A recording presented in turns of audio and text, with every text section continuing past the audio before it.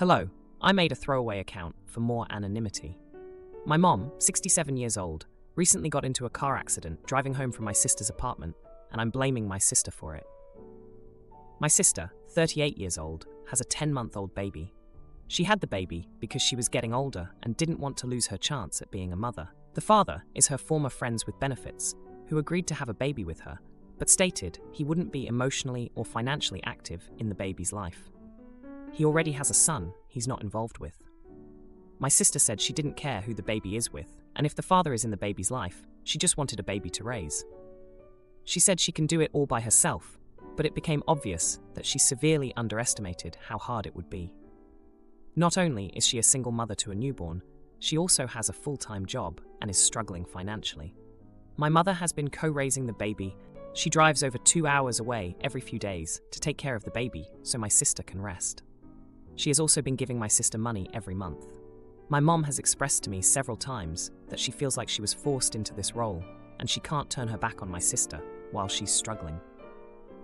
My mom still works full-time and she was supposed to retire soon, but now it's all up in the air.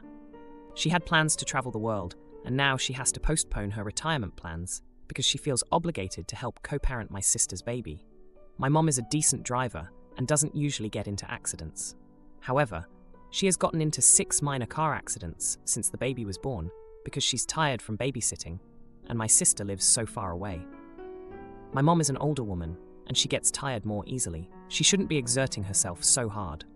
And I tell my mom that, but she doesn't listen. And of course, my sister doesn't say anything to her. My sister also refuses to move back home, even though it would save money and relieve some stress from our mom. Last week, my mom got into a big car accident. Her car flipped over, and she's been in the hospital since then. She broke her back and has a bad concussion. She has trouble remembering short-term things now. I don't know what my mom's life will look like once she gets discharged from the hospital. Yesterday, I blew up on my sister and told her it's her fault that our mom is like this. I told her if she wasn't so selfish, considered the people around her and made better choices, this could have been prevented. I'm just so upset. I feel like my mom deserved to live her retirement in peace, and my sister stole that from her. My sister started crying, and my uncle told me I was wrong for this. Am I the idiot? Now for a few comments before the update. Comment 1. With all kindness for your situation, you're the a-hole. At the end of the day, no matter the circumstances, your sister did not directly cause the car accident, and putting the blame on her is not fair. Your mother sounds like a wonderful parent who would put her dreams on the back burner for her children's wants and needs. I do think a compromise should have happened to limit your mom's driving hours while tired. For example, could she not have slept over? Could she have gone for a few days at a time and then taken a break? Or maybe offered to help your sister with daycare expenses? There seems to have been a lot of solutions that your mom and sister could have come up with, but continued to do this. Your mom is an adult, and the choice was ultimately hers. It is not your sister's fault because she got overwhelmed in new motherhood and needed help. No reason to put the blame on her for this. All the best to your mom, and hoping for a full recovery. Comment 2. First of all, I'm very sorry for the situation that your family is now in, and I hope that your mom can make a full recovery. Unfortunately, I have to say, you're the a-hole. In my opinion, 99% of what you wrote here is irrelevant. And it's irrelevant because the simple fact is that your mom is an adult who has chosen to step in to help raise this child. Now, your sister may have indeed been irresponsible in her choices, but your mom chooses to continue to help your sister out. Yes, I know you said that she feels forced, but in reality, if she really didn't want to or really couldn't, she could stand up and tell your sister no. Your sister is not responsible for your mom getting in a car accident. I'm not saying that your mom is responsible either. I don't know the circumstances surrounding it, but the accident itself is not on your sister. And I think you were the a-hole for blaming her for it. Now, for the update. Hey everyone, it's been a week since I last posted about the situation with my mom and sister, and a lot has happened.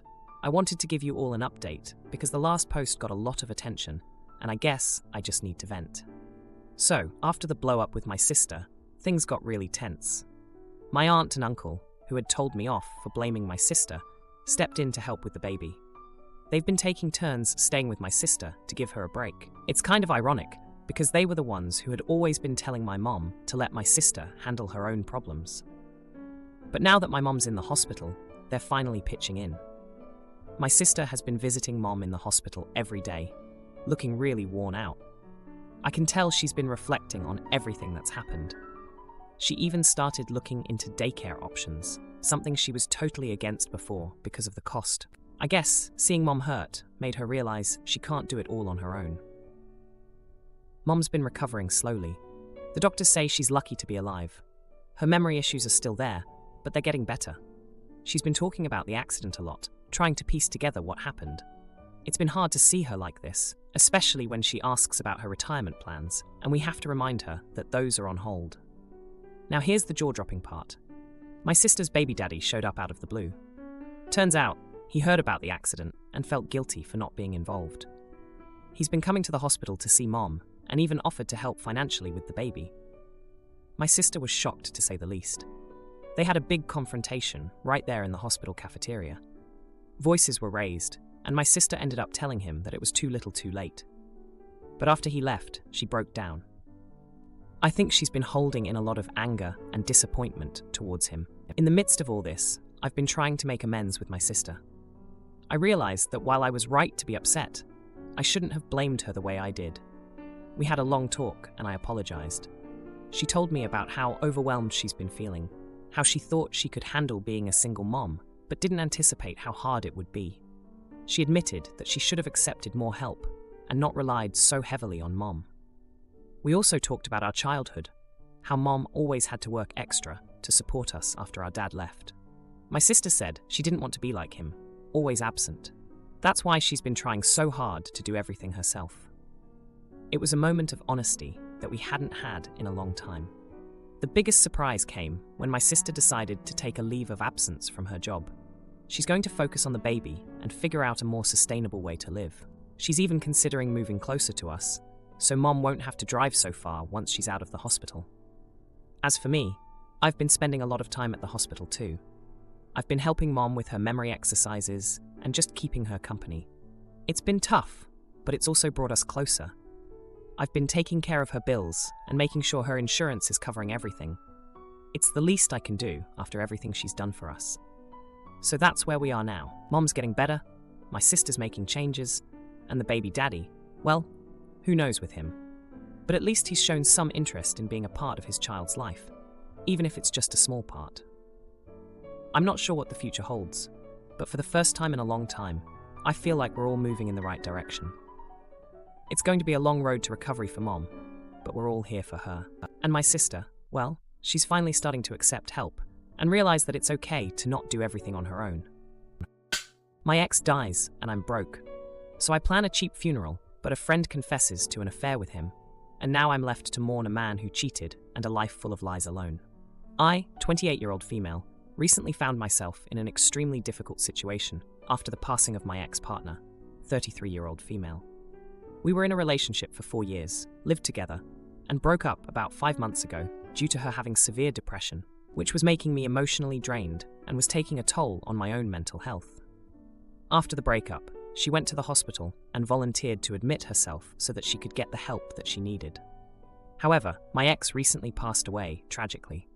Unfortunately, my ex doesn't have any family or friends who are close enough to handle the responsibility of arranging this funeral, except a grandmother who is in an aged care facility.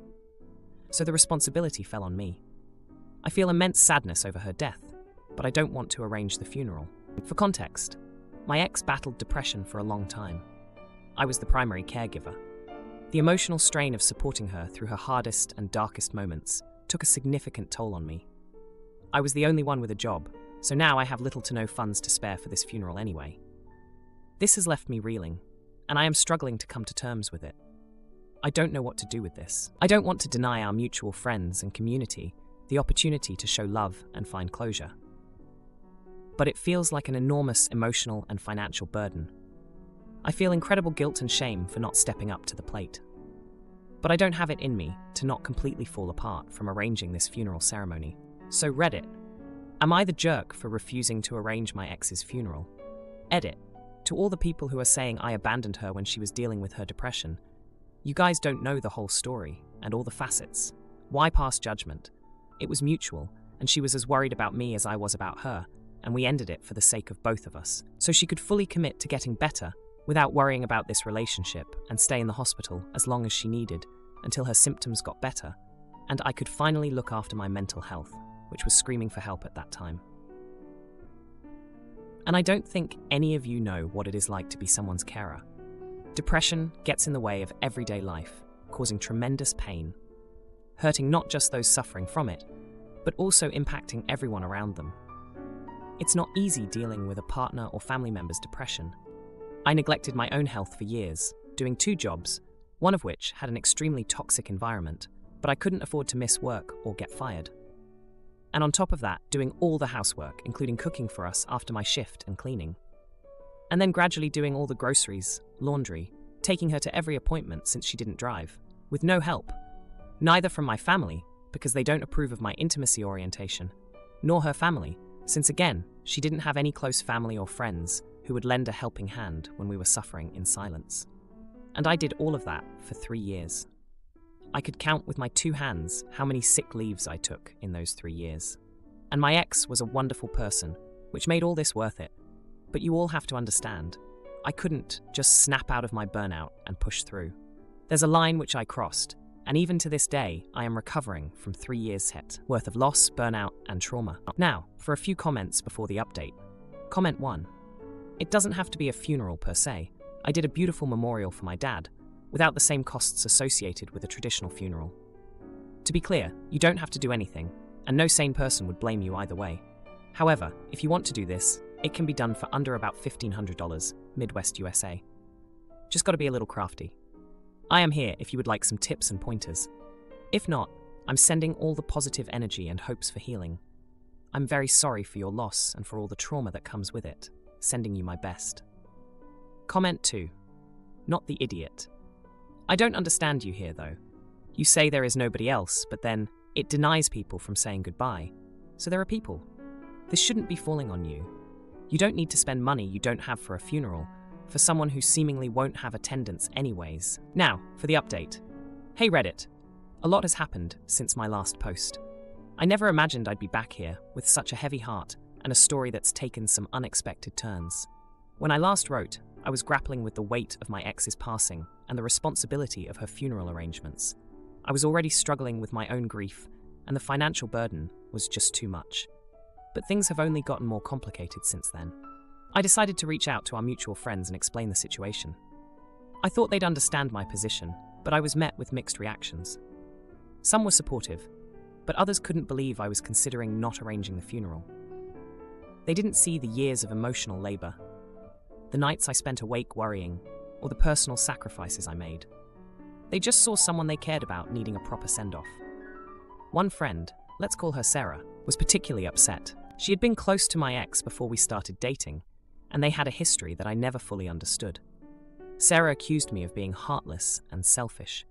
She didn't know about the countless times I had to leave work to pick up my ex from somewhere because she was having a panic attack, or the way I had to carefully manage every aspect of our lives to avoid triggering her depression. The confrontation with Sarah was intense. We were at a local coffee shop, a place where my ex and I used to go to escape the world for a bit. Sarah's words stung, and I could feel the eyes of other patrons on us as our voices rose. It was a scene I never wanted to be a part of. But then, in the midst of our argument, Sarah dropped a news that left me reeling. She confessed that during one of the breaks my ex and I had taken to give each other space, she and my ex had rekindled their past and had a brief affair. My heart shattered right there. I had always suspected there was something more between them, but hearing it confirmed was a different kind of pain. The betrayal cut deep, not just because of the infidelity, but because it made me question everything about our relationship. Had my ex ever truly loved me, or was I just a caretaker in her eyes? The thought haunted me, and I found myself withdrawing from everyone, unable to deal with the flood of emotions. Despite the heartbreak, I knew I had to make a decision about the funeral. I couldn't afford it, and now, with the knowledge of the affair, it felt like an even heavier burden. But I also couldn't shake the feeling of responsibility. My ex had no one else, and I couldn't bear the thought of her not having a proper goodbye. In the end, I reached out to the grandmother in the aged care facility. She was frail and couldn't take on the arrangements herself, but she offered a small amount of money she had saved. It wasn't much, but it was enough to cover a modest service. I found a local funeral home that was willing to work within the budget, and we set a date. The day of the funeral was a blur. I stood at the back, watching as people filed in to pay their respects. Sarah was there, tearful and remorseful, but I couldn't bring myself to speak to her. I felt numb, disconnected from the scene in front of me. After the service, I went home alone. The apartment felt empty without my ex's presence, and the silence was suffocating. I sat on the couch, surrounded by memories, and let myself cry for the first time since her passing. I'm still trying to process everything that's happened. The betrayal, the loss, the confrontation, and the funeral have all taken their toll. I'm left with more questions than answers, and a heart that's trying to heal from a wound that's deeper than I ever imagined. My boyfriend's sisters ask about kids, and I say we're waiting to be ready, so they accuse me of judging their life choices, and Reddit agrees with me. But oh boy, the family drama that follows. Basically what the title says. My boyfriend, late 20s, and I, mid 20s, share finances. This is important for later on. His sister, late 20s, Mandy, is currently pregnant and recently came over to our apartment. She came over as her other sister, late 20s, Becca, was there to talk about her future baby boy. They asked me when I was planning to have kids, and I told them when I can afford them financially and am mentally, emotionally ready for them. My boyfriend already knows this and has agreed.